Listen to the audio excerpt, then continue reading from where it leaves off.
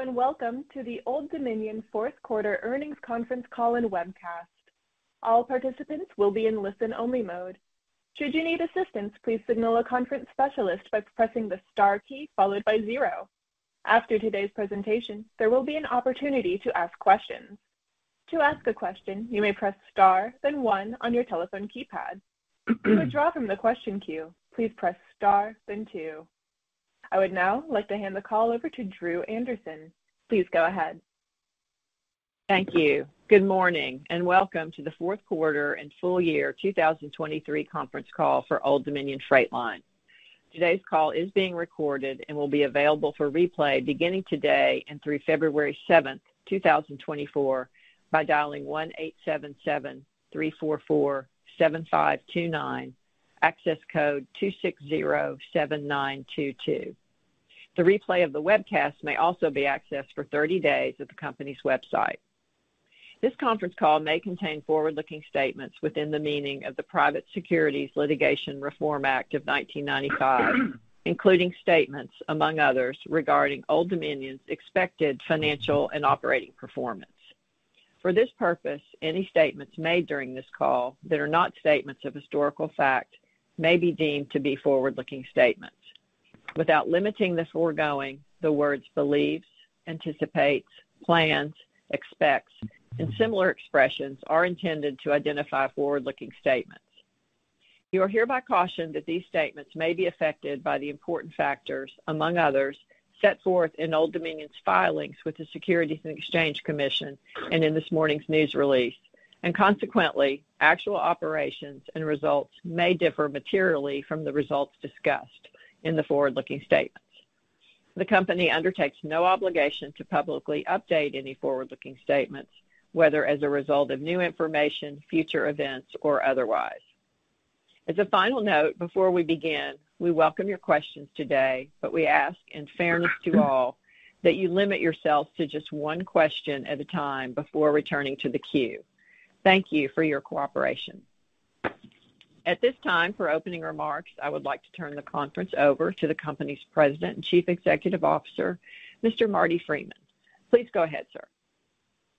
Good morning and welcome to our fourth quarter conference call. With me today is Adam Satterfield, our CFO. After some brief remarks, we will be glad to take your questions. Old Dominion's fourth quarter financial results reflect continued softness in the domestic economy, which is similar to how the economic environment felt throughout much of 2023.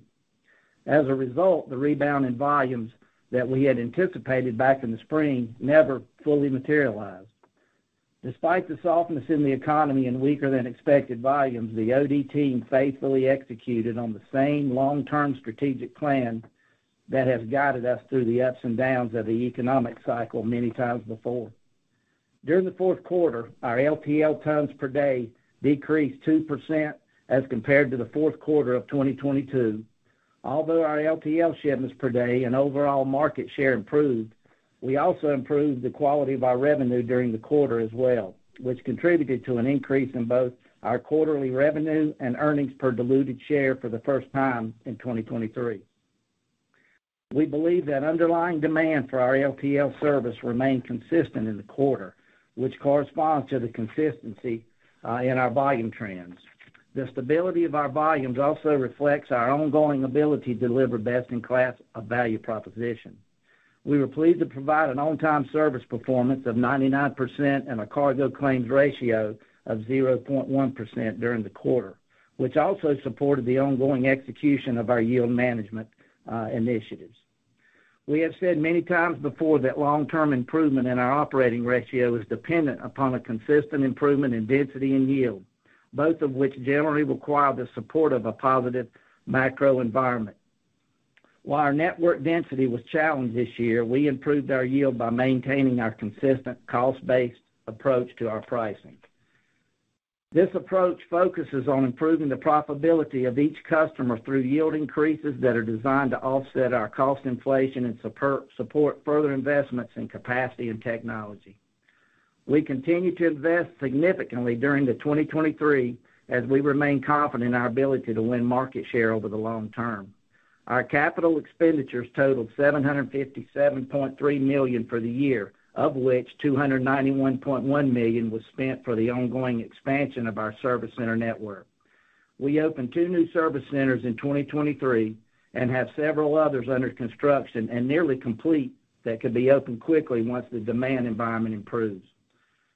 Our team knows firsthand how quickly the demand environment can change in the LTL industry, and we are very experienced at growing our company without sacrificing the quality of our service. To do so, however, requires us to maintain a certain amount of excess capacity in our service center network. We are pleased to currently have approximately 30% excess capacity in our network, and we have the ability to expand it further as needed to help ensure our network is never limiting factor to our growth. While the investments in our service center network, our equipment, and our technology further improve the overall quality of our service in 2023, the best investment we made was in the OD family of employees. We improved the capabilities of our team and strengthened our unique company culture, which has defined OD for many years. Our long-term strategic plan may sound simple on the surface, but no one in our industry has been able to replicate our success because they do not have our people or our culture. Our team is fully committed to our proven business model, and as a result, we believe we are strongly positioned to respond to a positive inflection in demand once the domestic economy begins to improve. We are confident in the opportunities that lie ahead, and it is our belief our team's focus on delivering superior service at a fair price will support our ability to produce further profitable growth while increasing shareholder value. I want to thank you today for joining us this morning, and now Adam will discuss our fourth quarter financial results in greater detail. Thank you, Marty, and good morning. Old Dominion's revenue for the fourth quarter of 2023 was $1.5 billion, which was a 0.3% increase from the prior year.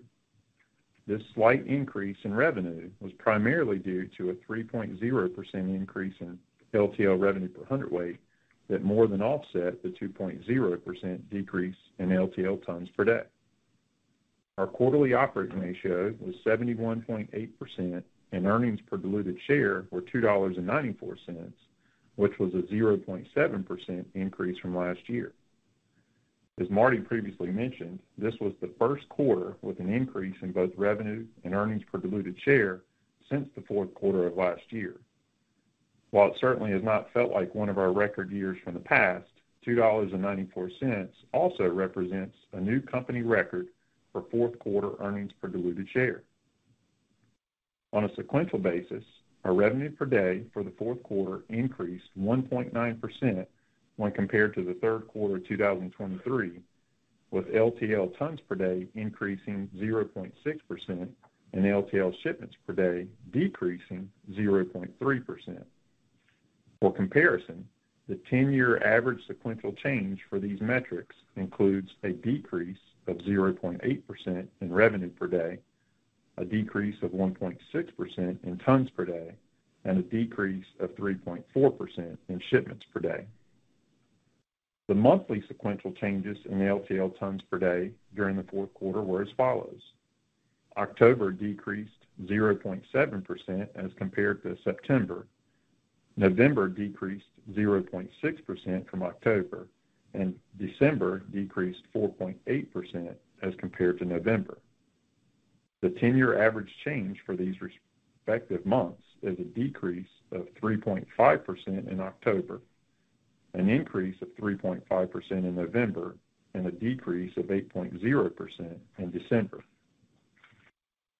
For January, we expect our revenue per day will decrease approximately 3.1% as compared to January of 2023, with a decrease of approximately 5.1% in our LTL tons per day. These numbers could be plus or minus 10 or 20 basis points, depending upon today's revenue performance. We expect our revenue per hundredweight, excluding fuel surcharges, will increase approximately 6.4%, which is generally in line with normal seasonality for this metric. We will file the actual revenue-related details for January in our Form 10-K. Our operating ratio increased 60 basis points to 71.8% for the fourth quarter. We continued to operate efficiently during the quarter despite the lack of network density, but our direct operating costs increased as a percent of revenue.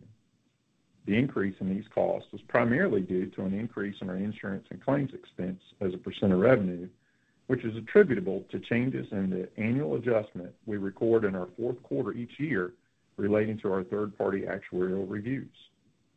We were otherwise pleased with our control over direct operating costs during the quarter, as our team did a nice job of matching labor to current revenue trends. While our LTL shipments per day increased, our average headcount was down 4.1% when compared to the fourth quarter 2022. We currently believe that our workforce is appropriately sized for our current shipment trends, but we will likely need to add to our workforce this year as volumes begin to improve. Our overhead costs also increased as a percent of revenue, despite our best efforts to control discretionary spending. Depreciation expense as a percent of revenue increased 80 basis points when compared to the fourth quarter 2022, due primarily to the execution of our 2023 capital expenditure plan.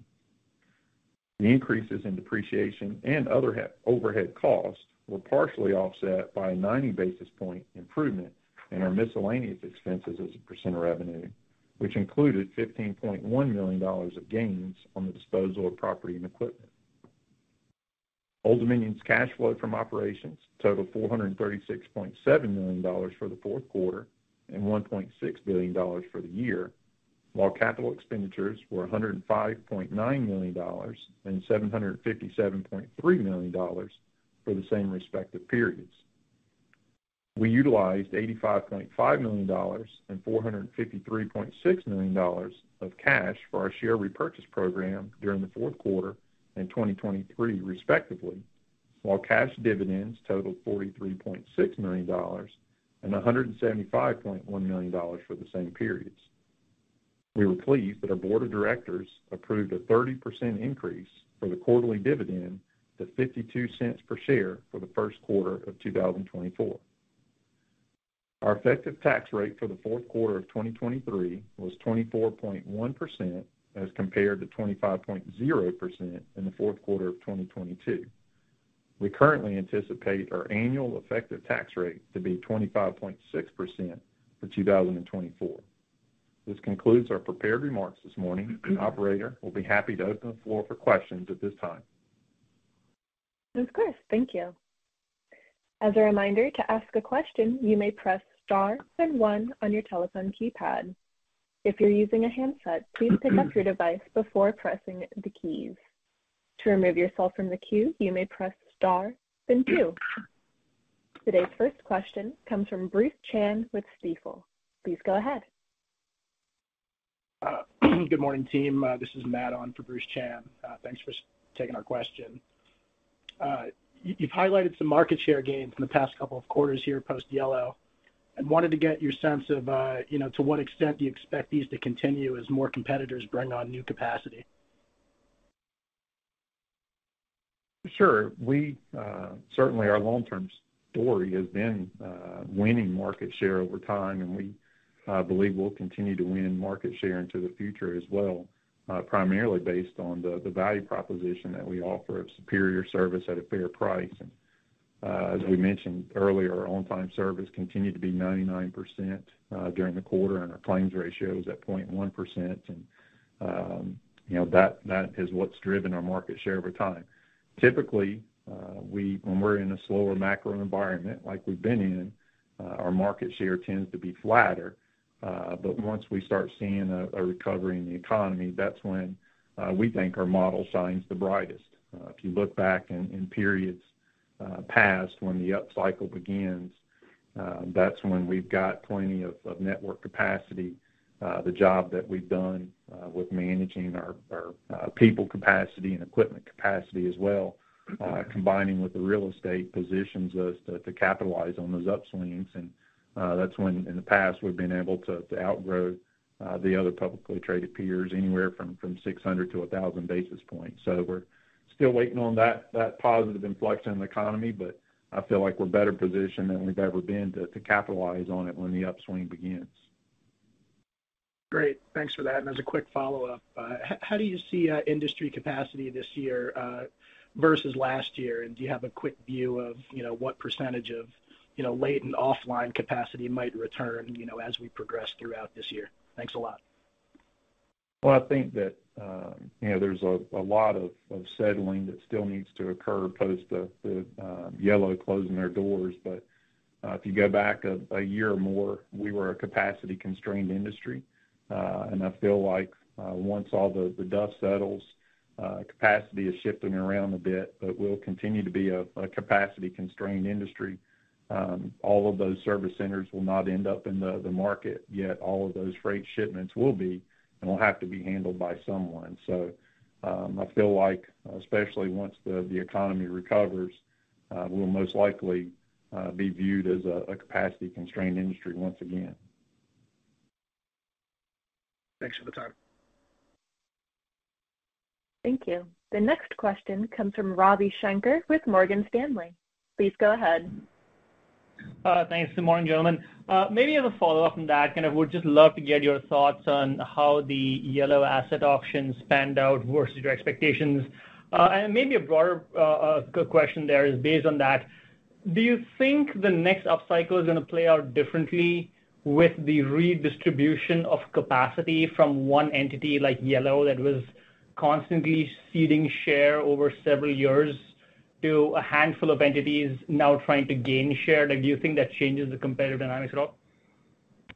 I don't think so. Just like I mentioned before, we've been able to win market share over the long term based on the quality of our service first and foremost, and the value proposition that we're offering our customers. And we believe that same formula will continue to win share for us as we go forward. It takes having capacity to be able to continue to grow.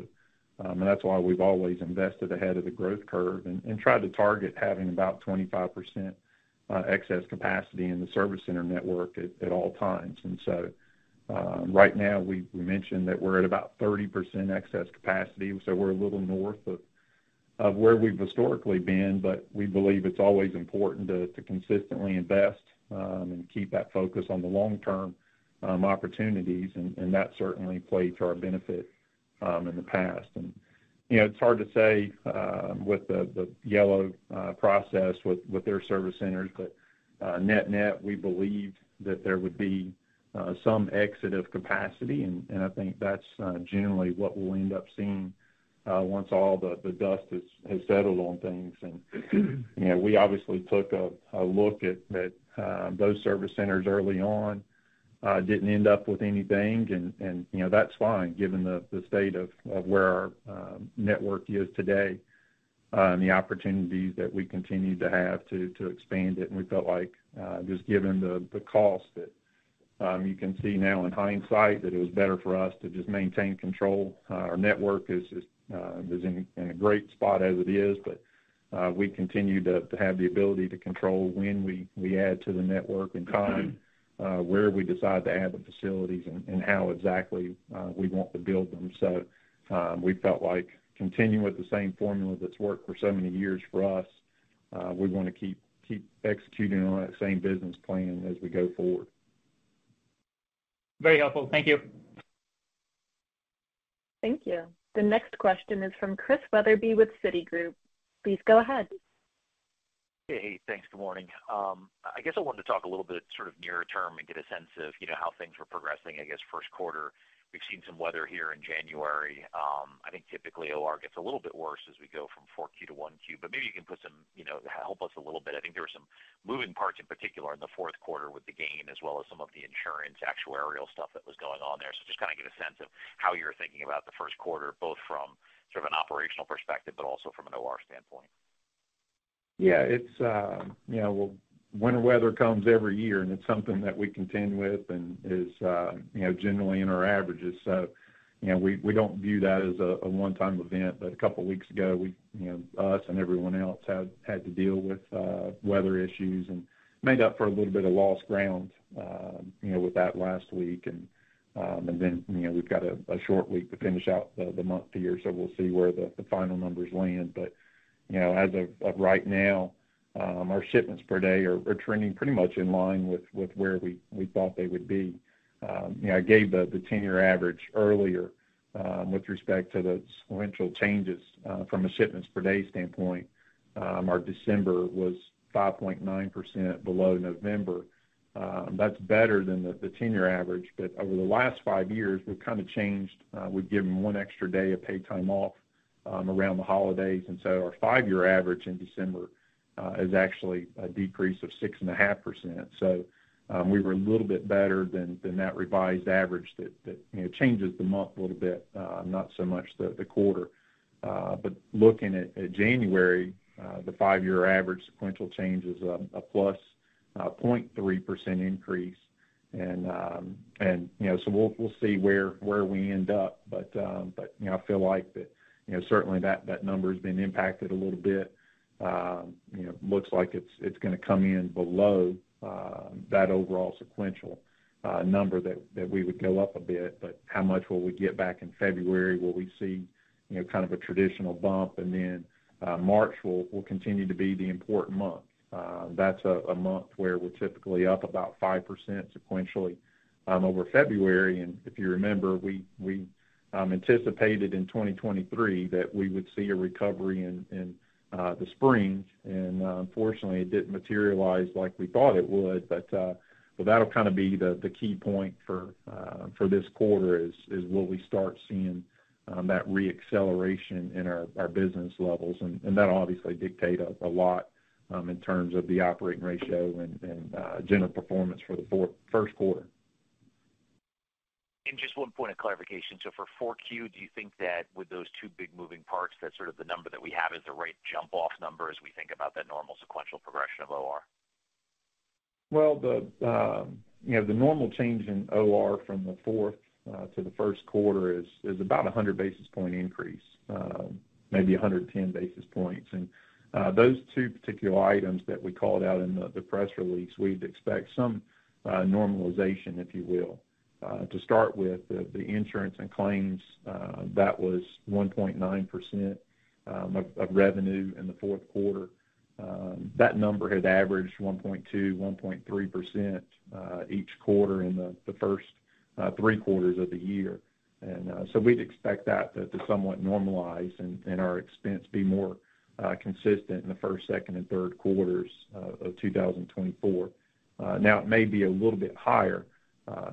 We've had 4 or 5 straight years of double-digit premium increases and continued to contend with higher costs in that line item, but I still expect that would be maybe 1.3, 1.4% of revenue in the first quarter. So get maybe 50 basis points of benefit, if you will, as we transition into the first quarter on that line item. And then the miscellaneous expenses, we wouldn't expect for those gains to be that significant. That was pretty unusual. Typically, that miscellaneous expense line item is 40 or 50 basis points, and so we'd expect that to somewhat go back to normal as well. So that could be kind of 100, 110 basis point headwind. So I think just net thinking about the 71.8 that we did in the fourth quarter as we transition into the first. Maybe 170 to 220 basis points deterioration. 170 would be kind of normalizing for those items that I just mentioned. And then just, maybe it'd be on the high side of that with just the uncertainty of will we really get the economic recovery and volume performance through the quarter, that acceleration that we normally would. If we get that acceleration, we're certainly managing all of our costs and could be on the low end of the scale or better. But as of right now, probably better to just handicap it on the higher side of that normalized average. Okay. That's very helpful. Thanks for the time. I appreciate it. Thank you. The next question is from Ken Hoexter with Bank of America. Please go ahead. Great. Adam, just to clarify that insurance and claims, that was an annual adjustment, right? So when you talk about normalizing that, I just want to understand that actuarial change. But my question would be on you didn't bid for or I guess maybe you didn't win the centers. Maybe your thoughts on in the industry, if you think there was, I presume you think then there was overpayment, right? Given you were trying to be the stalking horse bid.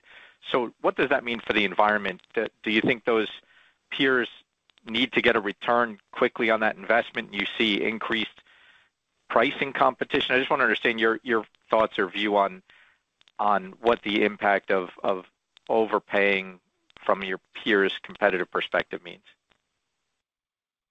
Well, I won't say anybody overpaid. We looked at the whole thing, obviously with that initial bid, and felt like if we could get everything and get it at somewhat of a discounted price, then we were willing to take that risk. And obviously, it would have come with increased cost if we had absorbed all that property. But I think each carrier is different. They looked at those opportunities, and I guess it fit in with their long-term strategic plan.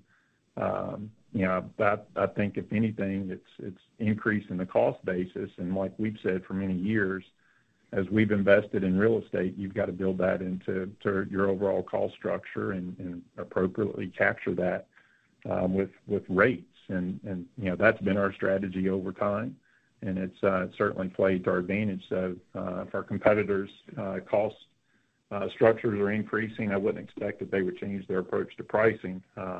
But I think if anything, they've got to build it in there and try to capture for it. But fortunately, that's something that we're not having to contend with. Like I mentioned earlier, we're good with our strategy, and we feel like it's worked for us over time, and we believe that same formula and strategy can continue to work for us in the future. So that's what we're going to keep executing under. And I'm sorry, thanks for that. It's a great answer. But do you mind clarifying on the insurance? Oh, sure. Yeah. So you're right. It was we do an annual actuarial assessment in the fourth quarter each year of our reserves, and so we unfortunately had an unfavorable adjustment this year, and those go either way. The last few years they've been favorable adjustments, and we've got a expense rate that we use through the first 3 quarters of the year, and that's why you see that number that's more consistent, if you will. But and then we just have that third-party review done, make adjustments, and then just kind of move on. But just looking at that activity, that's why I think that our expense rate will be a little bit higher in 2024 through the first 3 quarters versus where we were last year, but maybe only 10, 20 basis points or so, and then we'll conduct another actuarial assessment in the fourth quarter of 24, make whatever adjustments are necessary then, and then just move on. But I think it's been since 2019 was the last year we had an unfavorable one. So, best case scenarios when we get to the end of the year, they conduct the study, and we don't have an adjustment either way. But unfortunately this year it was an unfavorable one. Great. Thanks for that. Appreciate the time. Thank you. The next question is from Amit Mehrotra with Deutsche Bank. Please go ahead. Hey, thanks. Adam, I think in your prepared remarks you mentioned that maybe there's a need to add headcount in anticipation of volume growth. Can you just put a little bit more color around that? How far ahead of this inflection of volume, when could we expect the headcount to go, and how quickly? And then, the industry is always, another follow-up to that, the industry has obviously been disrupted over the last, 6 months, and the dust is settling. Curious to get your view on how you think the competitive dynamic has evolved from both a service quality perspective and a pricing perspective. Have you seen service disruptions? I know there's maybe early signs of that in the third quarter, but have those fixed itself, or you continue to see service disruptions to create market share opportunities for you? And what are you seeing on the competitive pricing side that makes you feel better or worse or neutral about kind of where the discipline is in the industry? Yeah, that's a lot in one question. I'll see if I can keep it all straight. But we have heard about some service issues, and we obviously stay very engaged with our customer base, our large national accounts, and 3PL customer accounts as well, and meet with them often. And so we have heard about some service issues, and believe that that's something that may continue, and it's very typical in an upcycle especially. And so I think some of the carriers that maybe took on some of that extra yellow business, may have caused some issues for them throughout the system or their system. And so that's usually a source of market share for us, especially when the economy starts to pick up. But from a pricing standpoint, it's continued to be a very favorable pricing environment. I would say we've seen, obviously we've continued on with our consistent and cost-based increases, and that will be our strategy going forward as well. But just looking at some of the GRIs and some of the feedback that we've had from bids as well, it seems like the other carriers have continued to push for increases. So that's generally a good thing for us as well. If the competitors are increasing their rates and again in increasing demand environments, generally we see competitors that are increasing rates faster than us, and if we're at a price premium to the market and that gap closes, that too creates market share opportunity for us. So it's why we feel good about where we're positioned and the opportunities that we have going forward. It's been a long, slow cycle that we've been in. ISM has been below 50 for 14 months now, and you compare that to 0809, I think was below 50 for 12 months. It's been a very long, slow cycle that we're ready to get back to growing again. But going through these slow cycles requires patience, and I think we've managed cost efficiencies, managed our discretionary spending.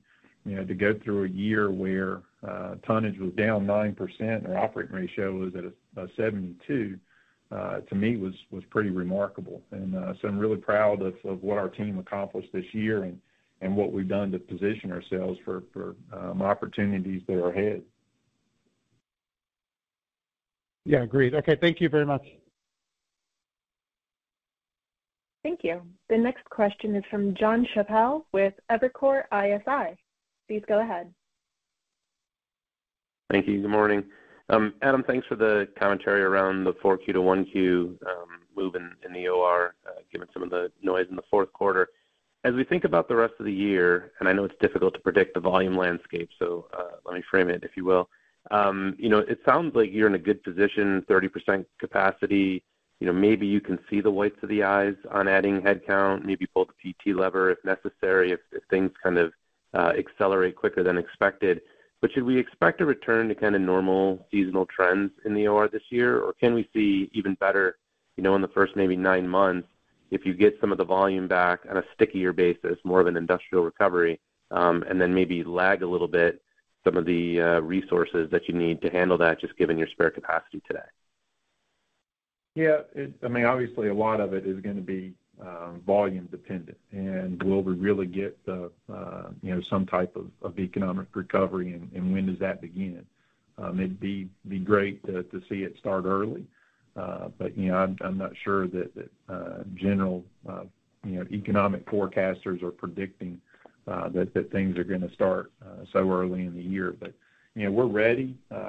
We actually hired and increased our headcount during the fourth quarter, much of which was on the platform where we were hiring folks to backfill some of the jobs where our combo employees, with the freight volumes that were higher in the second half of the year, we pulled people off the dock and put them right back into a truck, and we're driving again. So we backfilled some of those positions in particular. But we're cautiously optimistic about things, and we're not going to get ahead of it by any means. So once we start seeing line of sight into to some volume recovery and increased demand, then we'll make sure that we're adding to the workforce as appropriate to keep up with it, to make sure that we're efficiently handling any growth that comes without any sacrifice to the quality of our service. So, but I would say that from a big picture standpoint, when you look back in time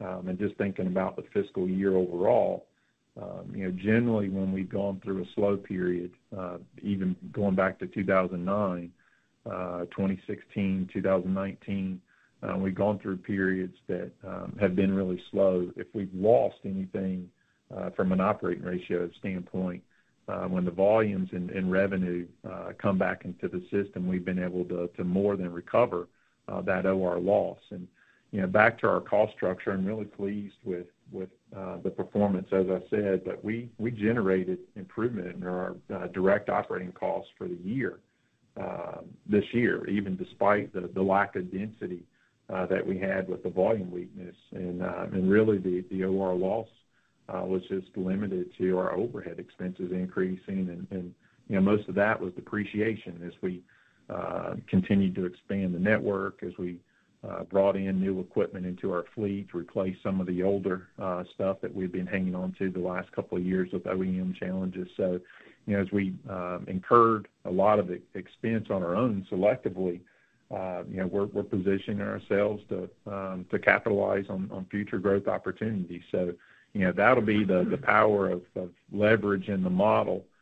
Is once we get that top line growth going again, we'll continue to be able to improve further those direct operating costs as a percent of revenue, but we regain lost ground on the overhead side, get right back to the operating ratio improvement, and have that same formula working where we're growing the top line, improving the operating ratio, and having the income growing faster than the revenues. And that's producing profitable growth has been our long-term story, and it's led to a big increase in shareholder value over time as well.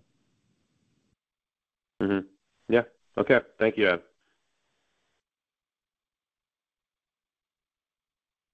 Thank you.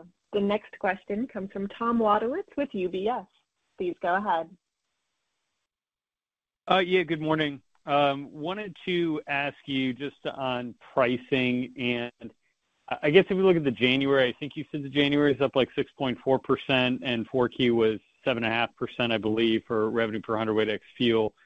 Do you think there's kind of further deceleration in the pace of year-over-year pricing that you would expect looking forward? And where do you think things settle out? Is it 4 or 5? And then I guess just one other kind of related question: how do you think we ought to think about cost inflation this year compared to what it was last year? Thank you. Sure. Yeah, from just a revenue per hundredweight, excluding fuel surcharge, if you apply normal seasonality quarter by quarter, then the yields would compress to around 6.5% growth kind of in the first and second quarters, and then that would start to moderate to be closer to 5.5% by the fourth quarter, which, as you know, if you look long term, our revenue per shipment has been more in the 5.5% range over time. So, we'd expect, absent any mix changes, for that to, for us to be able to get consistent increases as we go through the year, as bids are coming due, and that's why you just see that absolute number increase quarter by quarter, but that rate of growth may start to compress. Now, granted, I'd anticipated that it would compress a little bit last year, and we had the decrease in weight per shipment, and so that supported some of that reported yield metric. Now, the reverse could happen this year, especially as we get into the back half of the year. If the economy is improving, we'd expect weight per shipment to be higher, and that generally results in a lower revenue per hundredweight, but higher revenue per shipment. So it'll all kind of balance out, we believe, this year. That'll be the more important factor, though. We feel like is will we start seeing some real growth in that weight per shipment metric, rather. That would mean that orders for our customers' products are starting to increase. There's more widgets for every shipment, and that's what we hope that we'll start seeing sometime soon here, early this year.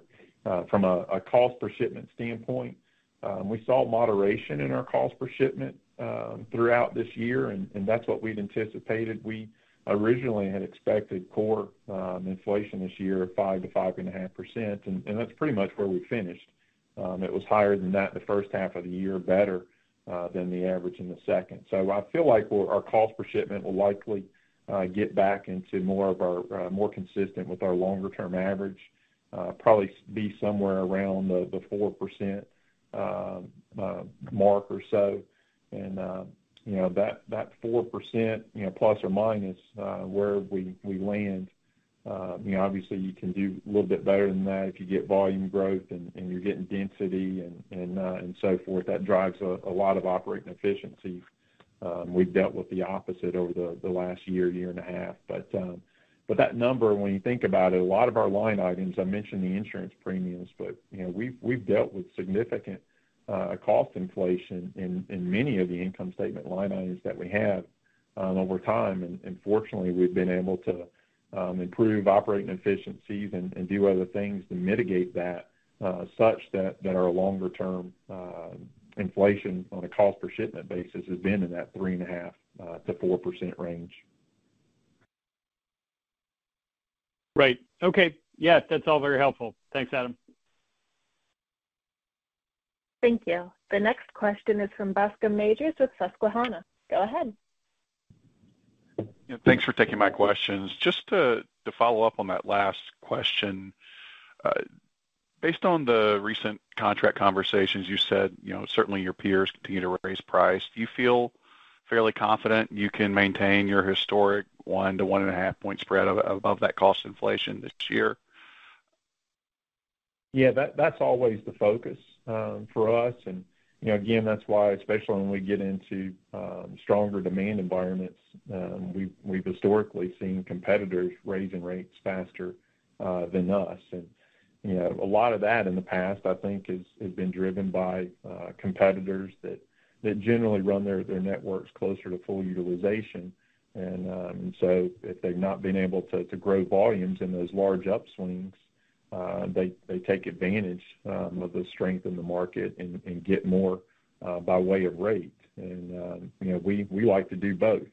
And go back to reference 2018 and 2021, we outgrew the market in those years 1,000 to 1,200 basis points, meaning on a LTL tons per day basis. And we're able to get good, consistent yield increases in those years as well. But, to us, we feel like it's better. It's worked over time to be able to sit across the table from a customer and talk about our cost inflation and say we need cost plus. The plus comes into supporting the long-term consistent investments that we've made in our service center network. We've invested $2 billion in our network over the past 10 years to consistently grow it, and we've increased our door count by about 50% over that last 10-year basis. And right now there's still some dust to settle, but the 10 years that ended 2022, the industry's number of service centers are down about 10%, at least for the public carrier. So, that's something that's created an advantage for us in the marketplace. It's something that we always want to invest in capacity, invest in technology that's designed to improve our customer service, to connect with our customers, and or to be able to drive operating efficiencies for us to keep our cost inflation low. So, we're always investing in capacity and technology on behalf of our customers generally, and that's why we've got to build those costs into our price model. And but to us, it's a lot easier to sit and say, we want a consistent approach, if you will, versus just something that's more market driven, trying to get big increases when the market's in our favor and not as much if the market's in the shipper's favor. It's a formula that's worked over time, and it's what we continue to focus on as we go forward. Thank you.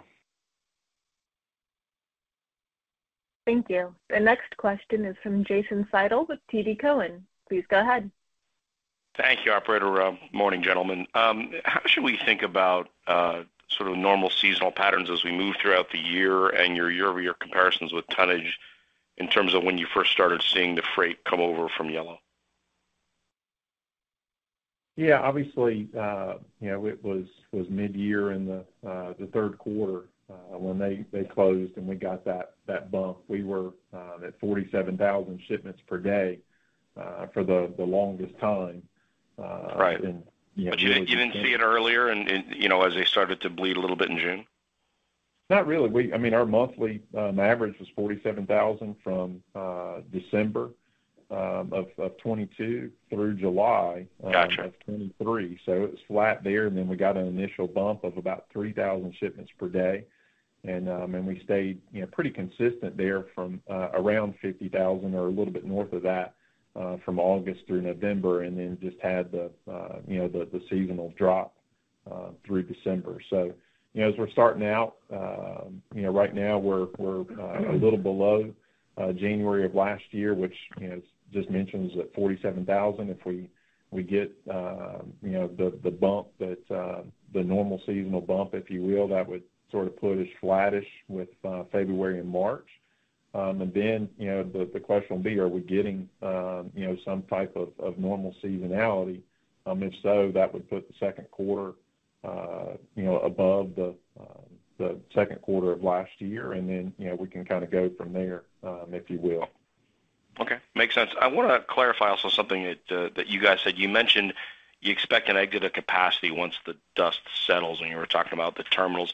Are you talking an exit of capacity from where we are now, or are you talking a total exit of capacity from when Yellow was an operator?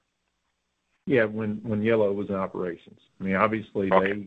They had 50,000 shipments per day, and they had how many ever service centers that they did, and net, there's going to be a reduction in those number of service centers that were in operation.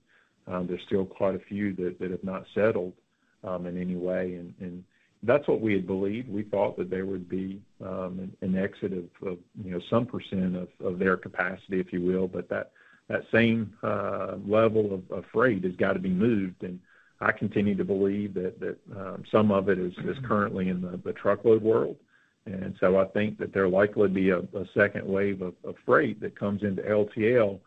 Once the overall market is improving, the truckload world is getting back to normal, and if you've got truckload carriers that they're looking for any payload and may be willing to handle a 5,000 to 10,000 pound LTL and try to put multiple large shipments on one trailer together and do multiple stops, that's the type of freight that they will shy away from once the market improves, and will spill right back into the market and become normalized LTL freight again. So I think that's another unique opportunity probably for 2024 that should provide a little bit of tailwind to everyone. Yeah, well, I'm hoping it comes back in 24 for a normalized market. We've all been waiting for it for quite some time, so fingers crossed. Appreciate the time. Thank you. The next question is from Jack Atkins with Stephens. Please go ahead. Okay, great. Good morning, guys. Thanks for taking my question. So I guess going back to the weight per shipment and just broader demand comment you were making earlier, Adam. I mean, we saw weight per shipment tick up a bit sequentially in the fourth quarter. I know some of that was probably seasonality, but are you starting to see anything, whether it's conversations with customers, that would lead you to be a little bit more optimistic about how underlying demand may be trending as we kind of get into the spring? And I guess kind of within that, are you seeing anything different, whether it's, consumer versus your industrial customer base? Just would be curious about that. Yeah, sure. The weight per shipment in the fourth quarter was a little bit stronger than it was in the third, which is fairly typical. And we've seen so far in January, normally we'd have a drop in weight per shipment of about 2 to 3%, and our weight per shipment is right now it's about 1,515 pounds in January, and so it's dropped a little bit, but better than what the normal seasonal trend would otherwise be from December. So I think that's usually an early indicator on the economy is going to start turning. We try to read all the economic tea leaves and look at things like the inventory to sales ratio and have conversations with customers that would indicate that inventories are normalized, lower than maybe where they should be, and so that causes us to be cautiously optimistic about what may end up coming at us this year, but we still want to be careful about not getting ahead of it after missing it in the spring of 23. So, I certainly feel like there's some opportunity there to see some real recovery in volumes this year, and we'll be prepared for that if it happens.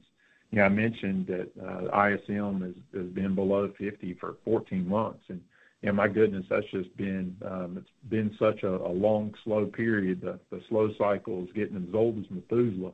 We're ready for it to recover, but we've seen that impact in our business levels. It's our revenue in the fourth quarter on the industrial side was a little bit slower than the company average. So that too will be an area of opportunity once we can start seeing some improvement there. Okay, that's helpful. Thanks again. Thank you. The next question is from Eric Morgan with Barclays. Please go ahead. Hey, good morning. Thanks for taking my question. I wanted to ask one on service. You've been up against the ceiling on claims ratio and on-time performance for some time now. So I guess I'm just wondering what else you can do to improve the customer experience and stay differentiated, particularly as you're looking to maintain your pricing strategy and keep taking share. Not sure if there are opportunities with technology or speed in certain lanes or anything else. Just trying to get a sense for where you're focused outside of those typical metrics we track. Yeah, I mean, obviously the two metrics that we talk about the most are on-time performance and claims ratio. And one, we got to stay focused to make sure that we keep those where they are, and make sure as we hire new people, as we start growing and things like that we don't see those numbers change in any way. So we're always striving for perfection, because every shipment we pick up, we're helping the world keep promises, right? That's a shipment that is going to our customer's customer, and we want to make sure that it's delivered on time and without damage. But when we study the Mastio quality data that we get every year, there's 28 attributes related to service and value that they measure. So obviously there's much more than just being on time and claims free. And so we study that data very intently and look at any feedback in areas where we can continue to improve. And we've done that over time, and we're proud that we won 25 of the 28. We were number one in 25 of the 28 Mastio categories in this most recent year. So, we're always striving to get better. That's part of our foundation for success is continuous improvement. So we always look for ways and stay engaged with our customers to figure out the things that we can do for them to drive value to create win-win scenarios. And so it's just a never-ending battle to try to stay ahead of the curve, particularly with respect to technology. So much is changing there.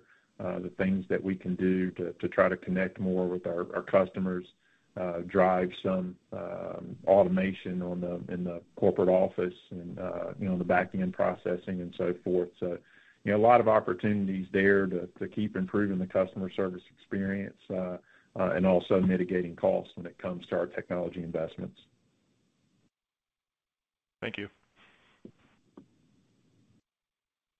Thank you. The next question comes from Stephanie Moore with Jefferies. Please go ahead. Hi, good morning. I wanted to maybe double click a little bit on your commentary on the labor and adding to headcount this year.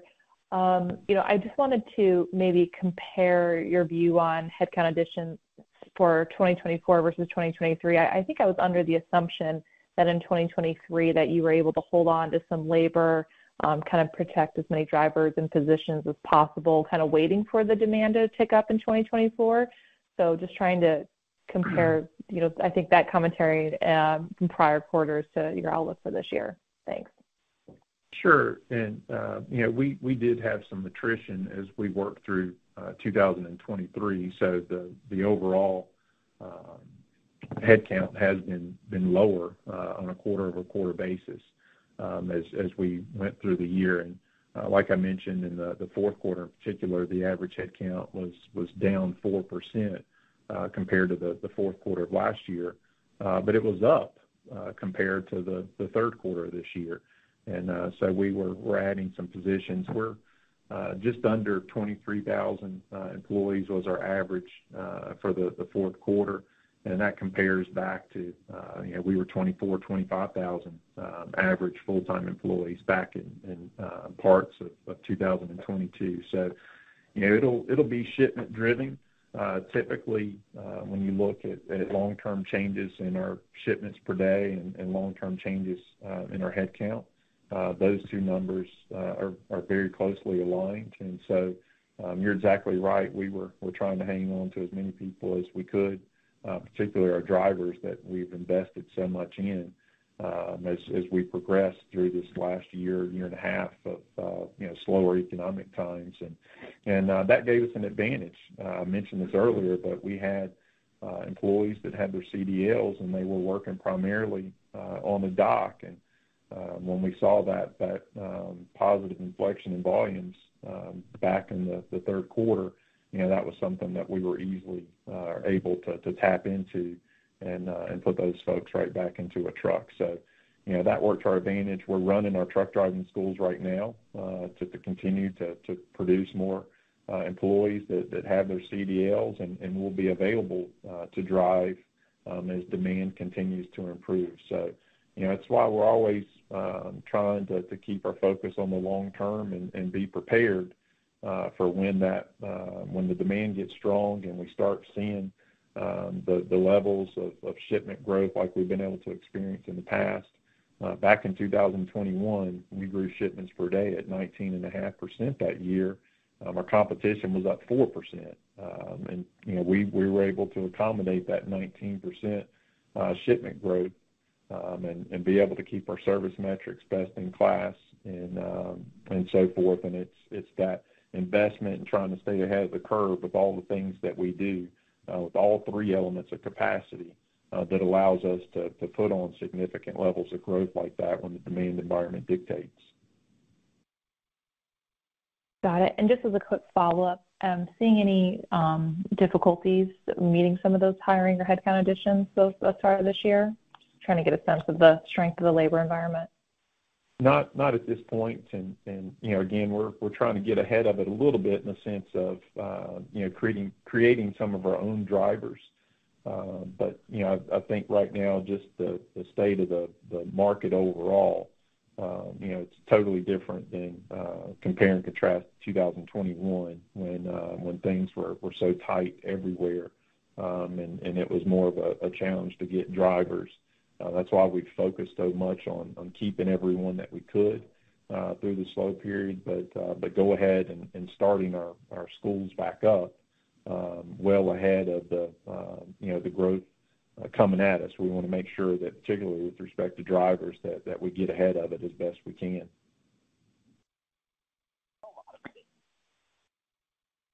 Great. Thank you so much. Thank you. The next question comes from Scott Group with Wolfe Research. Please go ahead. Hey, thanks. Good morning. So just maybe a bigger picture question. Adam, someone asked about pricing earlier, and you answered, well, based on normal seasonality, here's what yields would look like.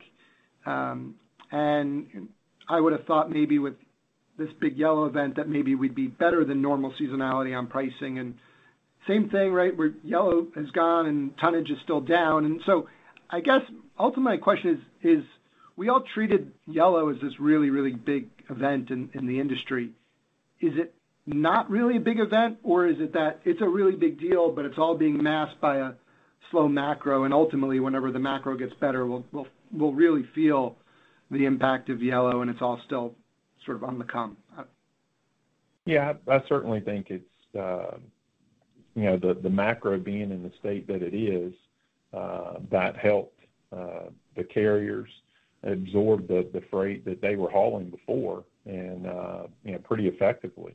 And but like I mentioned, I think some of that freight has gone into some different modes, and believe that that'll be short-lived until really demand improves overall for transportation in general. But when it comes to pricing and just the yield improvement that we've had, we had incredibly strong yield performance in 21, followed that up with 22, and then our rev per hundredweight ex fuel was up 8.1% this year. So some of that, like I mentioned, has been mix driven, but we've had really strong yield performance really over the last 3 years. And but we've said even during that time that our strategy is what it is, and we think it has worked for us.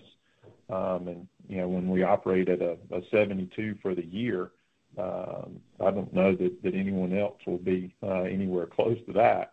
And so, but it's just a disciplined focus of keeping our cost as low as we can, and then pricing, understanding our cost on a per customer basis, and then having a yield that makes sense to try to constantly improve the profitability on each customer account. But we've never said that was the right long-term rate. We just want to be consistent and be fair with our customers, and that 100 to 150 basis points positive spread of yield above cost has worked for us. But we were in a much different position than a lot of other carriers, I think, in terms of that long-term consistency that we've had in our pricing. We didn't have the same need to go out and try to take advantage of that market change and really increase rates in any way. We kept the same measured, fair approach, and I think that pays dividends. I think it is a reason why we've had good volume stability as well when we've gone through this last slow period, is that we've got good customer relationships.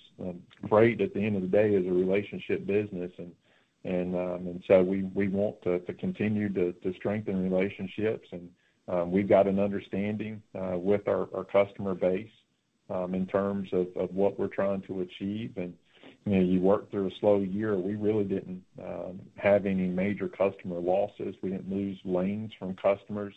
We kept most of our large national accounts as we progressed through the year. Just the volume weakness was a result of there were reduced orders for our customers' products. So, pleased with the customer retention that we had last year, and look forward to as demand improves for our customers' products. We're in place, and we'll be able to bring on that freight into the truck line and get back into doing what we do best, which is growth. That's helpful. I know we're past the hour. If I can just sneak in one more. I'm just looking at this, 2022, you guys bought back a lot of stock at the lows, and your pace of buybacks have really slowed the last couple of quarters, sort of with the stock at the high. So you've had a pretty good feel for your stock. How are you thinking about your buyback this year? Well, we'll have the same approach that we always do. We start with looking at what we think our cash from operations will be, and then what we're going to spend with capital expenditures, and then we have the fixed dividend component, and the net cash balance. We target trying to return to shareholders through the buyback program, but we generally have a grid-based approach where we're buying more when the stock is lower, and less when it's higher, but consistently in the market, and I think that's what you've seen. But that $1.3 billion was double what we spent, about $600 million the year prior, and so it was reduced this year in the back half in particular.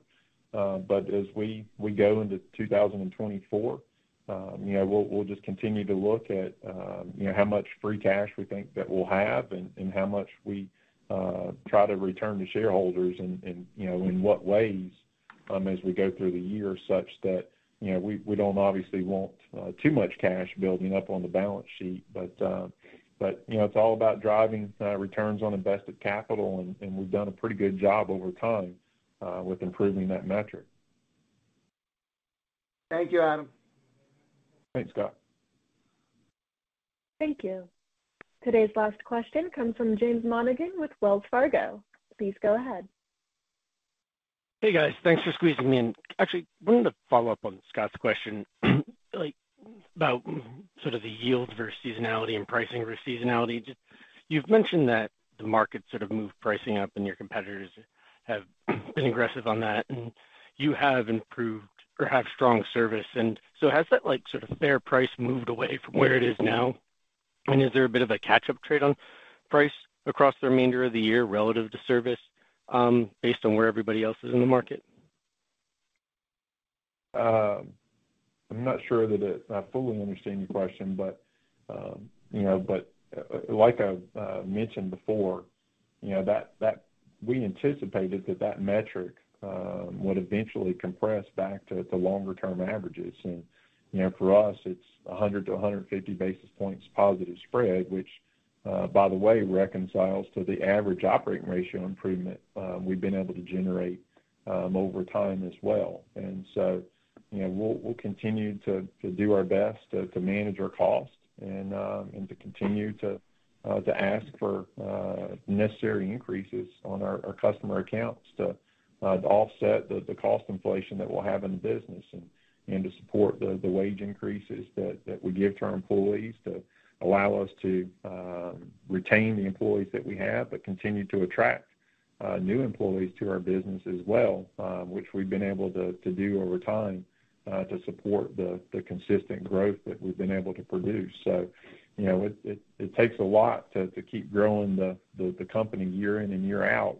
and to be able to keep our cost inflation as we're doing so as well. So, try to keep that cost under control and keep asking for that same positive spread over time. It's that's what our focus is going to be. Yep. And just real quick, on a percentage basis, how much do you expect to grow doors this coming year, or any other measure of capacity? Well, we've probably got line of sight into adding 4 or 5 service centers. As Marty mentioned, we've got several that have been under construction, but a lot of that will really depend on the volume environment as well. We've in the past we've finished service centers and may complete the construction, would have to start depreciating them and incurring other overhead type costs with them. But if the volumes don't dictate the opening, then we might sort of keep them in ready reserve, if you will, and wait until volumes are stronger to start incurring the cost. Because with growth, that's another incremental cost. Every new service center that we open, you've got incremental line haul cost,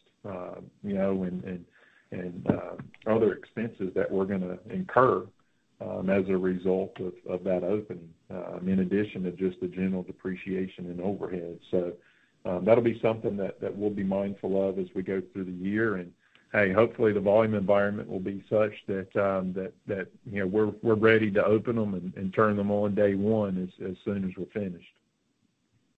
All right, thank you. Thank you. This concludes our question and answer session. I would now like to turn the call back to Marty Freeman for closing remarks. Thank you all for your participation today. We appreciate your questions, and please feel free to give us a call if you have anything further. Thanks, and have a great day. The conference is now concluded. Thank you for attending today's presentation. You may now disconnect your lines.